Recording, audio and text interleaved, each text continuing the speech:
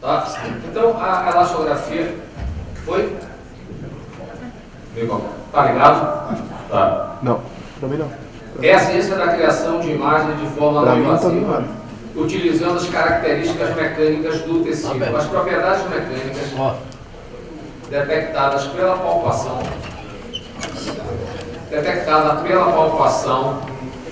e pela elastografia, estão associadas com as forças restauradoras elásticas dos tecidos, que atuam contra o tipo de deformação. Então, nós vamos ter o quê? Uma mudança de forma, né? Vai avaliar o quê? A elasticidade tecidual. Quanto menor for a elasticidade, maior vai ser a rigidez desse tecido. E quanto maior a elasticidade, menor vai ser a rigidez. Vai equivaler o quê? A palpação não manual, certo? Então aqui são os tipos de equipamento. Tudo começou, né, com a strain, que é uma elastografia chamada de quase estática, onde você tem aqui essas máquinas que elas faziam, algumas delas continuam só fazendo strain. Depois veio a ARF, que inicialmente começou com a Siemens, através de uma imagem única dentro de um box, tá?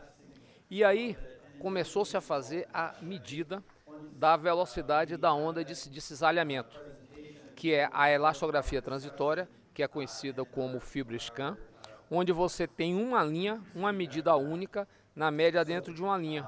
Então ele vai medir de forma linear, e o FibroScan tem mais ou menos, equivale a mais ou menos 100 vezes uma amostra de biópsia, tá? Essa linhazinha. E aí, em sequência, veio a Point Share Wave, que é também chamada como a ARF de quantificação, onde hoje nós temos outros equipamentos, além da Siemens e da Philips, a Samsung também está com a ARF, a Point Share Wave também. E aí chegamos ao final no que eu acho uma coisa que é a melhor de todas, que é a imagem da velocidade da onda de cisalhamento, que nós chamamos usualmente de a Share Wave elastografia. Então, ela pode ser o quê? Ela pode ser uma imagem única dentro de um box colorido, isso a Samsung tem, a Siemens tem, ou então ela pode ser uma imagem dentro de um box a qual é atualizada, várias vezes por segundo.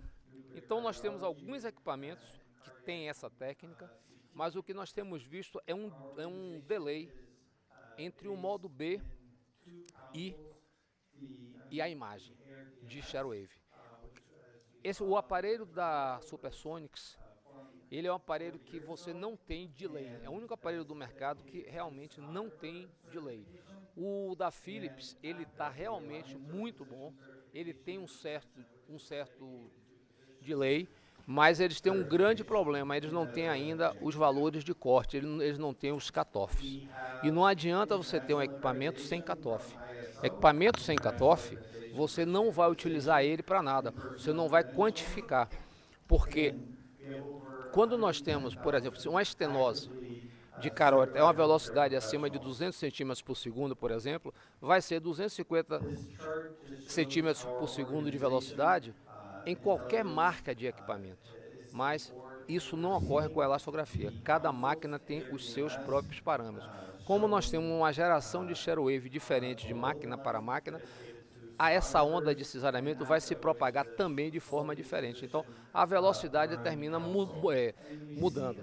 Então, eu posso ter, por exemplo, na minha máquina que a gente trabalha, o F4 é a partir de 10.4, mas eu possa ser que na Philips possa ser 20, na GE possa ser 5, na outra lá 25, 50, etc. Então, você tem que ter esses parâmetros. Se nós não tivermos parâmetros, não adianta gastar dinheiro na máquina de elastografia, porque você não vai conseguir quantificar. Você não vai conseguir quantificar de jeito algum. A elastografia, se eu falar um pouquinho da história dele, ela foi descrita por Ueno na Universidade de Tsukuba em 1987. E eles relataram um ensaio dinâmico para avaliar a rigidez do tecido em tempo real utilizando ultrassom.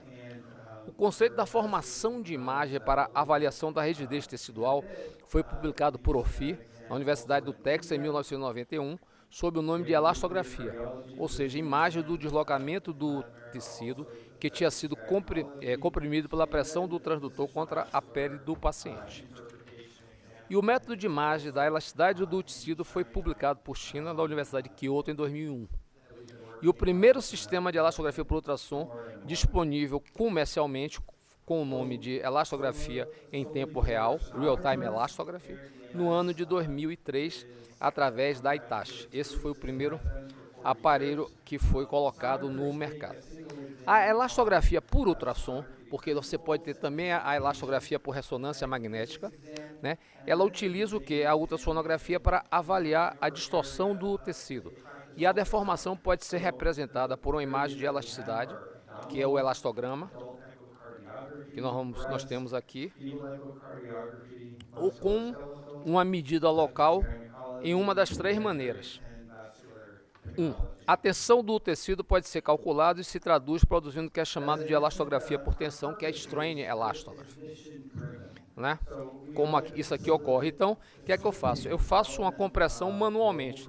Se o tecido é mole, ele vai o quê? Ele vai contrair, ele vai deformar. Se o tecido é duro, ele vai deformar menos ou ele não vai deformar, tá? Então, é isso que o strain vai avaliar. E aí, isso pode ser traduzido por cores diferentes. Geralmente no strain eles trabalham o que é duro, eles colocam como azul, e o que é mole eles colocam como vermelho. Isso nas técnicas de strain.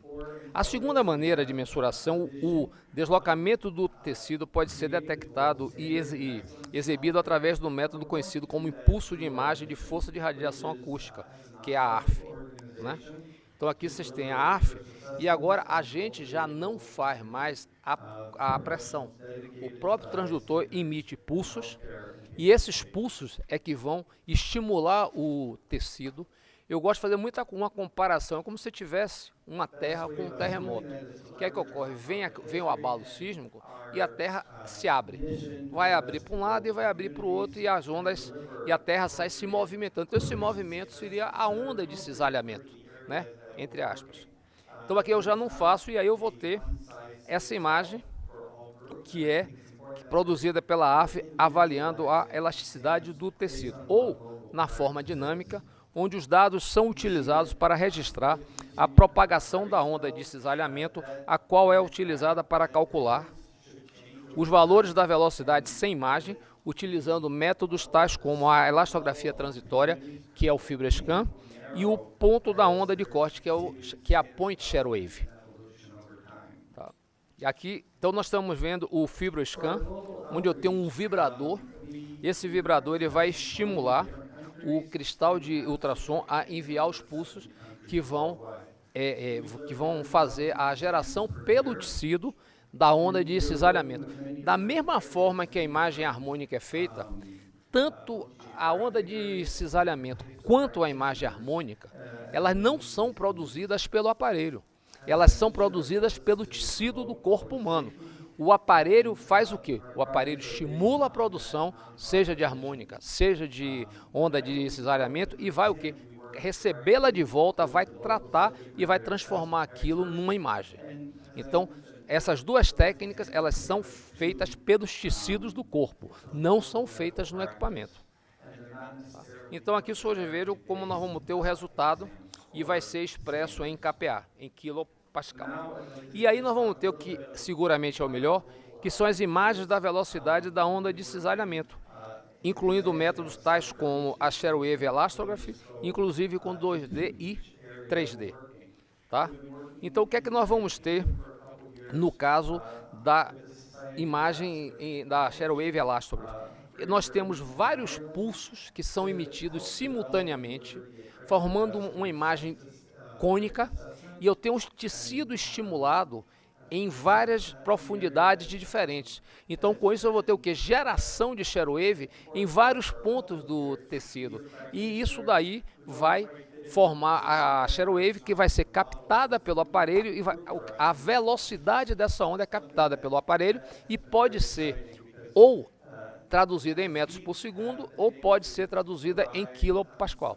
Tem equipamentos que trabalham com um, tem equipamentos que trabalham com outros, tem equipamentos que trabalham com as duas técnicas, com os dois valores, tanto em metros por segundo quanto em quilopascal. Então aqui vocês vejam como é que vai funcionar. Eu tenho uma cor e aqui eu não tenho nenhum delay nessa técnica. Então, se eu tenho um paciente que ele não respira, se eu peço para ele parar de respirar e ele não para, o fígado mexe. Então a onda de cisalhamento vai ser ruim. Eu só congelo o meu equipamento, só dou o freeze na hora que eu vejo que a imagem está estabilizada, que deve ocorrer em torno de 3 a 4 segundos. A imagem está boa, eu tenho pelo menos mais de 50% do meu box preenchido. E aí na hora eu espero 3, 4 segundos. Parou, eu aí dou o freeze e procuro sempre fazer a mensuração o maior que seja possível. No caso dessa elastografia Sharewave, ela é uma técnica de elastografia quantitativa, utilizando imagem supersônica gerada pela onda de cisalhamento, que é a Sharewave. O sistema induz vibrações mecânicas, utilizando uma força de radiação acústica criada por um feixe de ultrassom focado. Uma sequência muito rápida, de 5.000 quadros por segundo, é necessário para capturar a propagação da onda de cisalhamento. O equipamento utiliza um sistema muito rápido que é chamado ultrafast para esta aquisição. Por isso que nós não temos delay, porque a gente trabalha com 5.000 quadros por segundo, o aparelho capta 5.000 quadros por segundo. Então você não tem delay. Então é como se a gente tivesse um triplex ou um duplex, você não perde nada, nem no modo B, nem no espectro e nem na cor. A gente consegue fazer isso simultaneamente, graças a esse sistema chamado de ultrafast. E para uma melhor avaliação, as imagens são exibidas com uma escala de cor em relação ao valor em quilopascal ou em metros por segundo. Como neste equipamento a maior parte dos trabalhos estão em quilopascal, então usualmente com essa máquina se trabalha muito mais com quilopascal do que com metros por segundo. Eu não utilizo o metros por segundo. Então vamos ter assim uma explicação que é muito simples do que é uma elastografia. Se a gente imagine uma pedra atirada em uma lagoa que é muito tranquila. A pedra vai ser o quê? O pulso de pressão, que é a força de radiação acústica. E as ondulações de círculos concêntricos são as ondas de cisalhamento. Só que no nosso caso não são círculos concêntricos, são ondas que se propagam dessa forma perpendicular ao feixe o feixe de pressão que chega produzido pelo transdutor. E aí, nós temos o quê? O equipamento, ele pega aquela velocidade e vai utilizar o módulo G, o módulo de cisalhamento, que é muito parecido com o módulo de elasticidade ou o módulo de Young. E vai fazer a conversão para quilopascal. O FDA, quando liberou o equipamento, acho que foi final de 2015, não é isso? Né? Eu acho que foi. Eles estão trabalhando lá nos Estados Unidos mais com metros por segundo, porque eles acham que como você faz uma conversão do modo de Young para o modo de cisalhamento, seria mais fidedigno. Joel, eu estou lá nos Estados Unidos, o FDA liberou em metros por segundo. Em metros por segundo. O que nós sabemos é isso, que é o FDA, tanto é que, inclusive, no nosso equipamento, por exemplo, que se preconiza 4 medidas, o FDA está obrigando a fazer 10.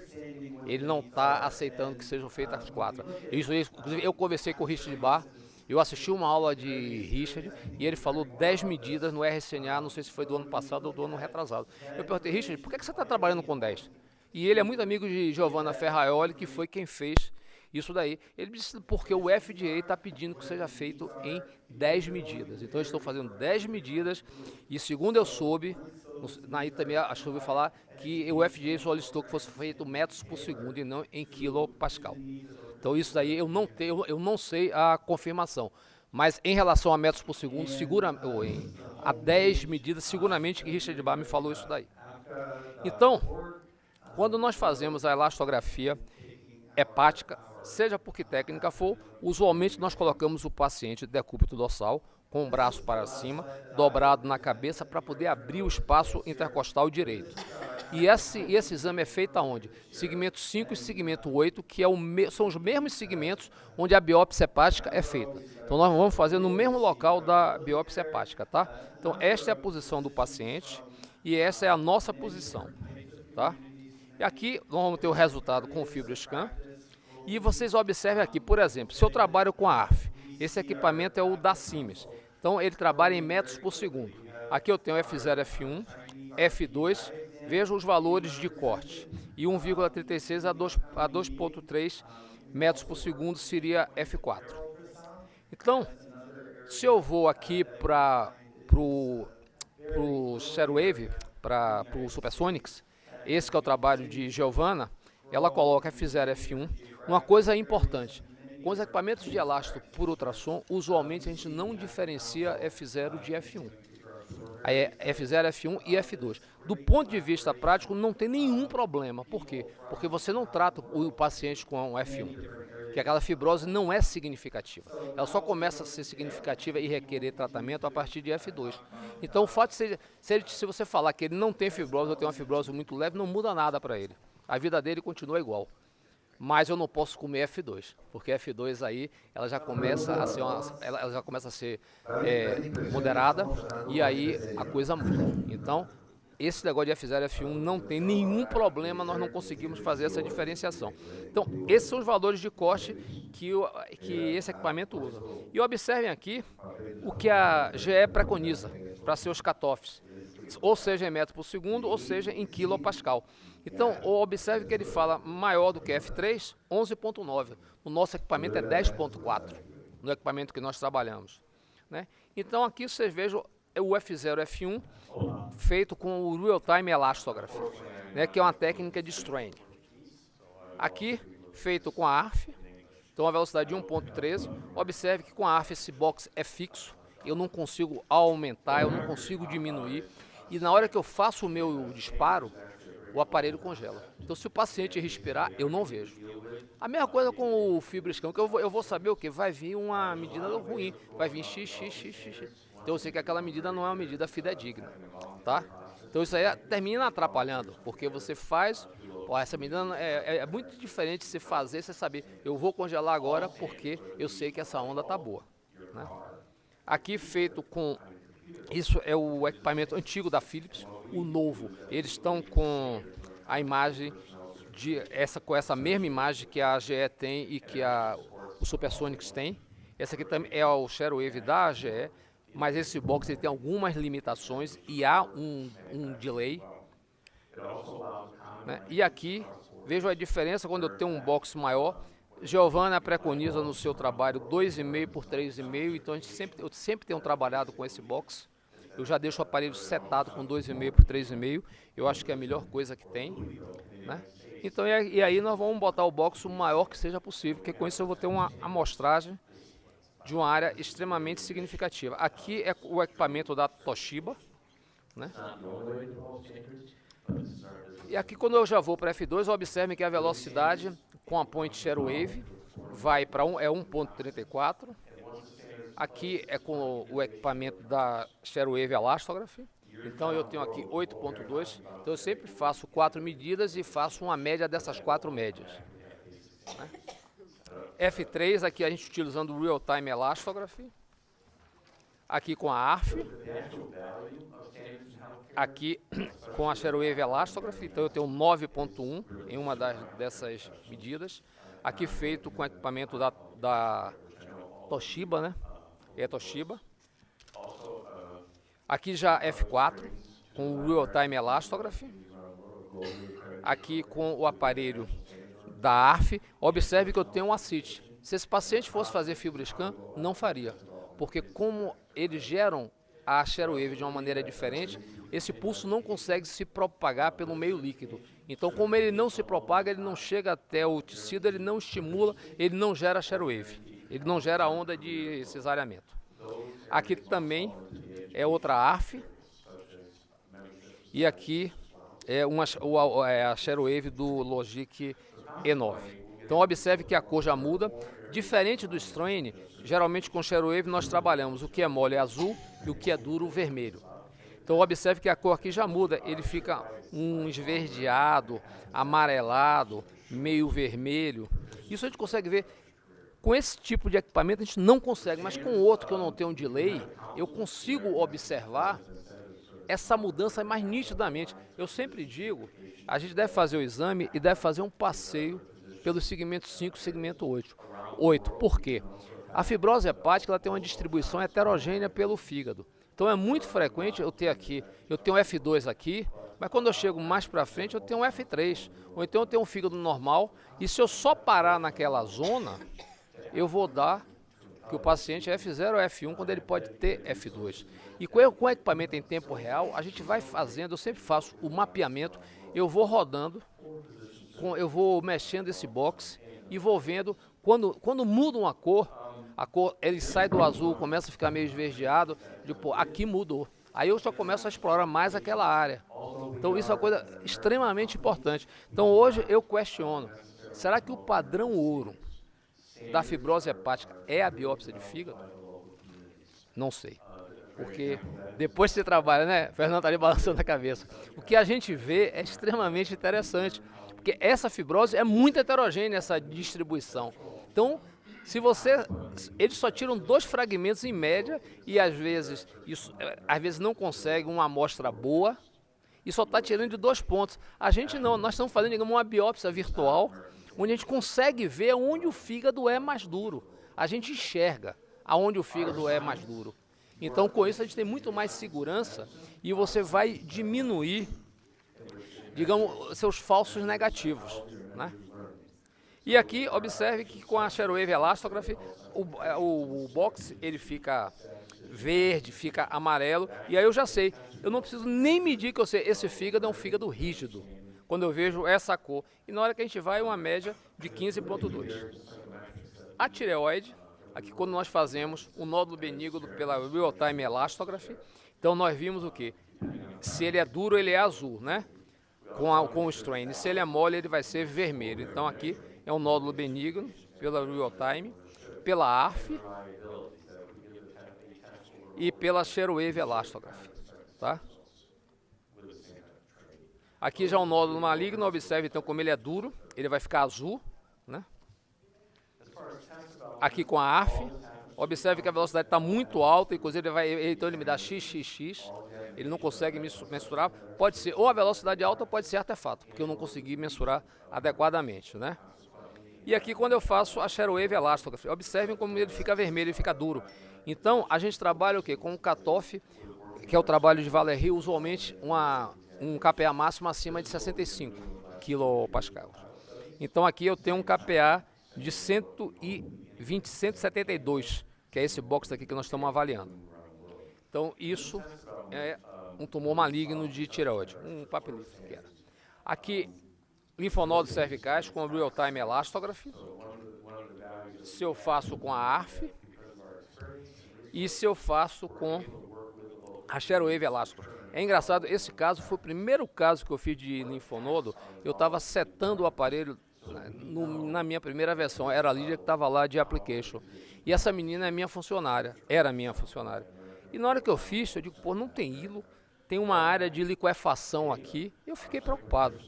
E aí, fiz a Sharewave, que eu estava ali para isso mesmo, para setar o aparelho.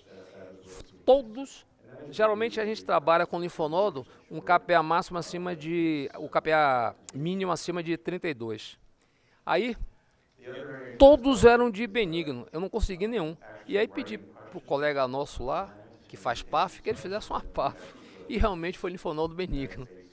Aí eu passei aí eu já comecei passando realmente a acreditar. E quando ele é maligno, no Real-Time Elastography, aqui na ARF, e aqui era um paciente com carcinoma papilífero. Observe que ele tinha microcalcificações nesse linfonodo. E observe como esse linfonodo é duro. Tem um KPA máximo acima de 300, geralmente ele deve ser em torno de 62, o máximo, e o mínimo em torno de 30, 32. E eu tenho o médio de 245 e o mínimo de 130. Esse aqui é um linfonodo, só pelo modo B a gente já sabe que esse aí é um linfonodo maligno, né? Em relação à mama, a mesma coisa. Observe o nódulo benigno, é um nódulo mole. Mama, às vezes a gente tem alguns tumores de mama que podem ser mole, sobretudo os carcinomas medulares. Mas eu tenho tido muito mais problema com tireoide. Eu não tenho achado a Sharewave um bom método para tireoide. Existe muito tumor mole de tireoide. Geralmente quando ele é maligno, mas quando ele é benigno a gente não sabe. Outro dia eu tive um Bethesda 5, eu tinha já o anato patológico e ele foi todo azul. Não houve jeito de eu conseguir vermelho, nem no entorno, nem em lugar nenhum. Então eu tenho muito medo, eu conversei com o Richard de Bar sobre isso. E ele me disse, eu digo, Richard, eu estou fazendo alguma coisa errada? Ele disse, não, é a mesma coisa. E aí ele me disse uma coisa que eu achei impressionante. Eu estou achando até que o strain está sendo melhor para a tireoide do que a Sharewave. Ei? É? Mas aí ele me falou, eu acho. E como esse equipamento não tem strain, eu não posso responder isso daí, eu não sei. Porque eu tinha um equipamento de strain e eu deixei ele de lado. Porque eu comecei a fazer, estava dando muito erro. Muita coisa errada com o strain em tireoide. E aí ele me disse isso, então tem muito tumor de tireoide mole. E aí nós vamos comer bola, não tem jeito. Quando ele é maligno, ele é maligno. Ele usualmente é, mas quando ele é benigno, você tem que botar a mão na cabeça. Então aqui, através da AF, agora já ele chama salvo engano, é Virtual Touch, essa técnica, que é do S3000. Aqui vocês vejam o nódulo benigno da mama, através da Sharewave Elastography. Aqui o nódulo maligno, então ele vai ser azul na Real Time Elastography. Aqui, com essa técnica do Virtual Touch, observe que ele é bem duro, ele faz todas essas várias medidas, a velocidade é muito alta. E aqui, visto através da Sharewave Elastography, uma coisa que nós temos visto muito na Sharewave Elastography é que às vezes o tumor de mama, ele é mole, tumor maligno, mas você tem no seu entorno uma reação desmoplásica que ele se torna duro, se torna vermelho. Então, é muito importante quando a gente avalia o tumor de mama que o box não fique restrito ao tumor, que a gente abra um pouco mais o box para pegar o seu entorno, que essa reação desmoplásica é um sinal extremamente confiável e fidedigno de malignidade. Eu posso ter um nódulo todo azulzinho, todo molinho, mas ele tem vermelho em volta, isso é reação desmoplásica, isso é um tumor maligno. Isso a gente consegue ver claramente com a Sharewave Elastography. Na próstata, a minha impressão é muito parecida com a da tireoide. Então aqui a gente tem esse, vejo quando ele é benigno pelo real time, né? Aqui através da Sharewave, nós vamos avaliar o que? A zona periférica. A glândula interna, à medida que o paciente vai envelhecendo, ela fica mais dura. Então a gente vai achar pontos vermelhos na glândula interna. Quanto mais velho for o paciente, mais dura é a glândula interna dele. Então, isso daí, a gente não tem que se preocupar com áreas vermelhas na zona periférica. Logicamente, se ele tiver um nódulo, a coisa muda de figura, tá? Então, aqui uma enfermidade maligna, uma próstata maligna com a real-time elastography. E esse paciente, observe aqui, um tumor enorme, né? Um tumor enorme nessa área. E esse daqui é um trabalho extremamente interessante sobre aquilo que eu tinha falado. Foi engraçado que eu estava na JPR e uma empresa estava demonstrando um equipamento novo e aí virou para mim, ela não tinha medida em Sharewave, ela tinha medida em quilopascal. E ela trabalhava com point Sharewave. Eu digo sim. Quais são as medidas? Nós estamos utilizando as mesmas medidas do FibroScan. Eu ouvi essa pérola dela me falar. Estamos utilizando as mesmas medidas do FibroScan. E eu tinha acabado de receber esse artigo. Você vê que ele está ainda online, ele não está ainda nem arrumado para ser impresso dessa revista. Ela fez a comparação do FibroScan com 7 equipamentos do mercado. 7. Vocês observem o seguinte, o meio é o FibroScan. Não tem nenhum equipamento que tenha a mesma medida do FibroScan, nenhum se superpõe. E nenhum se superpõe entre si, das 7 marcas. Tá? Nenhum se superpõe. Então, não dá para comprar equipamento se não tiver cutoff. Não dá. Inclusive, eu conversei até com o CEO da empresa, digo, vocês estão induzindo ao erro, vocês não podem anunciar. E aí, peguei esse artigo, vou ali passar o artigo, para que você veja e passe para a sua application, porque você vai induzir o médico ao erro e o cara pode ter problema. Não existe aparelho de elastografia e, pelo que se sabe até hoje, nunca vai existir que os cutoffs sejam iguais. Até da mesma marca, se a plataforma mudar, corre o risco dos cutoffs ficarem diferentes. Então, isso é uma coisa extremamente importante, né?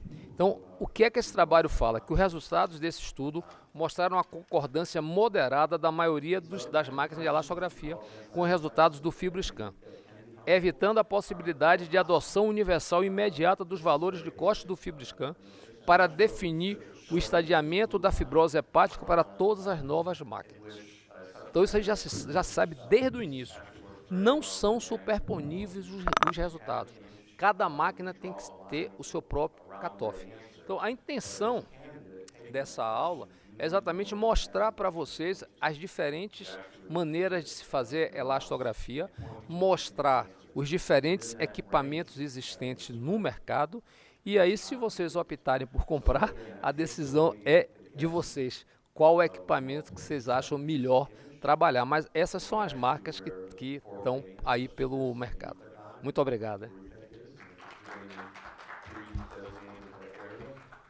Diga, João. Diga.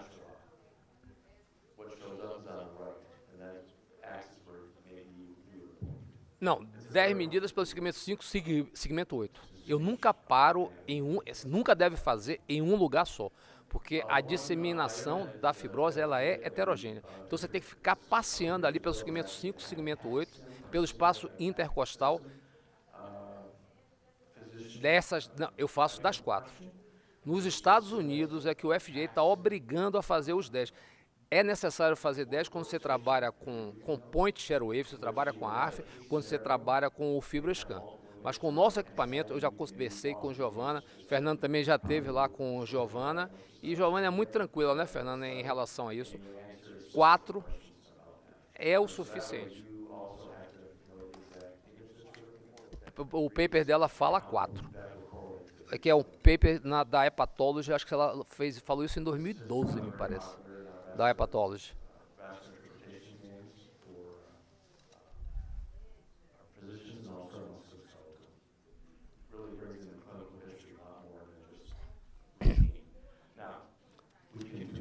Depende. Ó, isso daí eu conversei com ela também. As primeiras versões do Explorer vinham com 70 pré-setado de fábrica. Depois, nas versões seguintes, passaram a vir com 30. Eu aí conversei com Giovana, ela disse não. Eu fiquei em dúvida, mandei um e-mail para ela, Giovana, eu tô com uma versão 9 e mudou de 70 para 30 o default de fábrica. Eu disse, não, é isso mesmo, você pode fazer.